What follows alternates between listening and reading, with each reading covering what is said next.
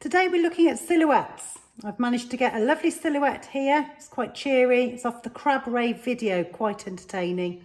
I managed to do a screenshot because I quite fancied doing the crab. And there were other scenes on there as well, but you can get a silhouette off the internet. It could be a beach scene, it could be a lovely sunset with simpler colours than the one I've got here. Or you could make up your own toned background and then find something interesting to put on it. It might be a unicorn, it might be an animal with a nice interesting outline. This crab's quite an interesting outline, as I'd already mentioned. Beautiful colours, faded from dark to light is what we're after. So with paint, the best way to do it, maybe it's watercolours, maybe it's poster colours, you'll manage to have your lightest tones. So let's say we started light in the middle, because if there was a real sunset, the tones tend to be brightest on the horizon line. We know that if you put a little bit of red into that yellow, you get an orange. And if you're using a nice flat brush like this, then you can sweep your colour backwards and forwards. Okay, a little bit more red. If I add more of the red into the yellow, notice how I'm not using the whole of my yellow, it'll get brighter and more intense. Like so, until we end up with perhaps red on its own at the top. Now that's just a pure set of tones, okay, for a sunset. Now, I know this isn't true on this particular example. If we had blue and we wanted our blue, because we're doing an underwater scene, maybe with some sharks in it or some interesting fish outlines, if we have the blue, the only way we're going to make that blue lighter is by putting a little bit into the white. I know my students at school have done this exercise, but it's a nice one for anybody to have a go at, especially while lockdown's on. Okay, and by washing the brush and then going back to that blue, you're almost removing some of that pigment in that white paint, and it should get lighter. And that's how you get your tones to go lighter when you use white paint. Okay, there's always watercolours. Watercolours, you just let the water do the job. I'll see if I can do a little example with my poster colours. So there's my solid blue. Well, it's not that solid. Let's try again.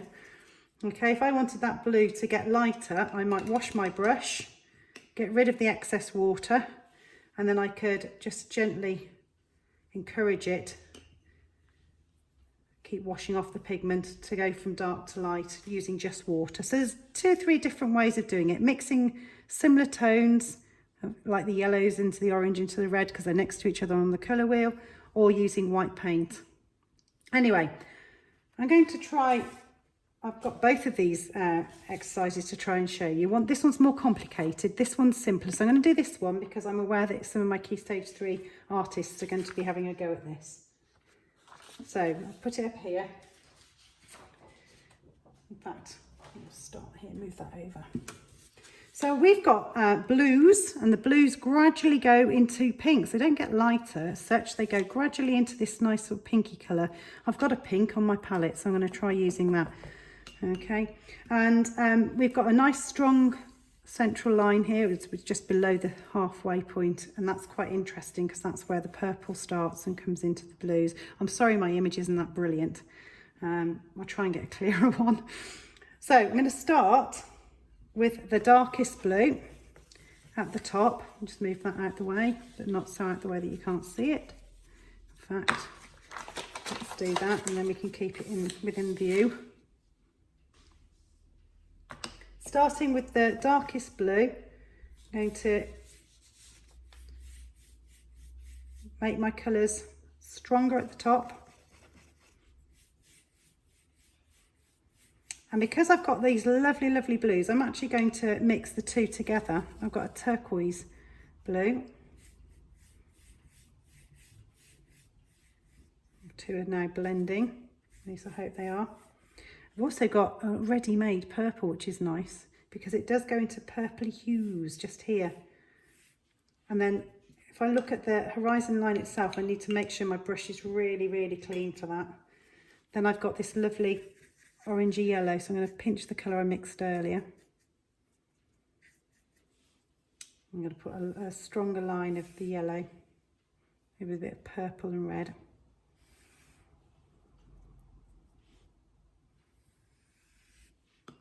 And then with a little bit more water, I'm going to put those two, purple and yellow, together, because I need to get this lovely, almost peachy colour. There's lots of different tones. If you're using acrylics for this exercise, you get a lovely sort of intensity. I think I've got a bit of dirt in my yellow, which is a bit annoying. It's not giving me the pigment I wanted. Let's try again. Oh, it's going a bit too dark.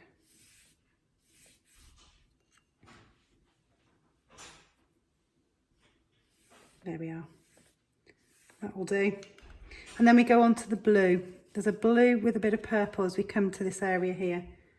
I'm ignoring where the actual shadow, the landscape or the silhouette starts. Silhouettes are usually shapes that are illuminated by either a setting sun or bright light from behind.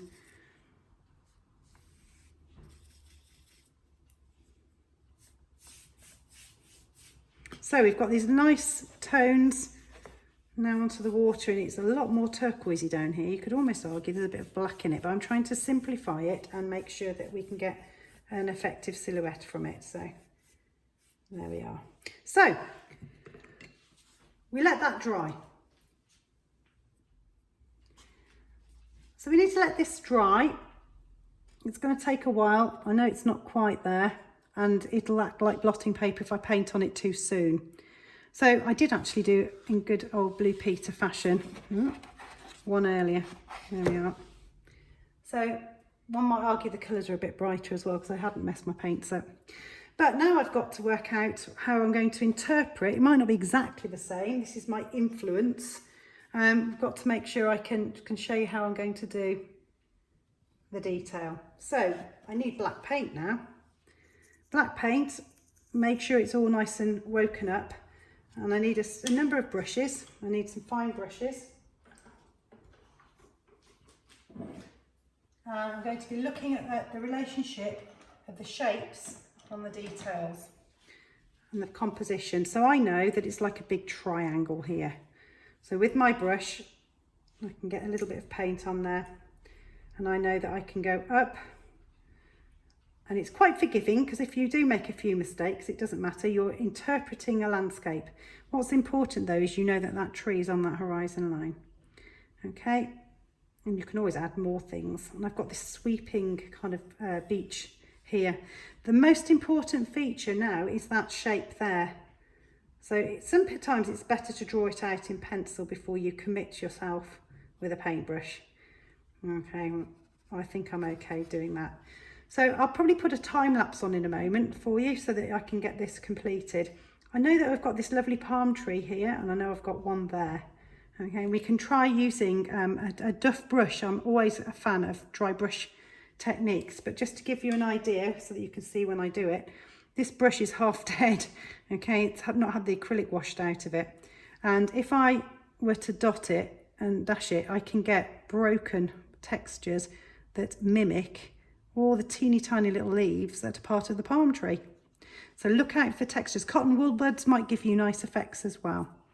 So I'm going to time lapse this to complete it, and then I shall automatically go on to the crab one that I mentioned earlier, which is this one, because I've also done another background for that one as well. And it's a bit more complicated with this little crab here and all these leaves.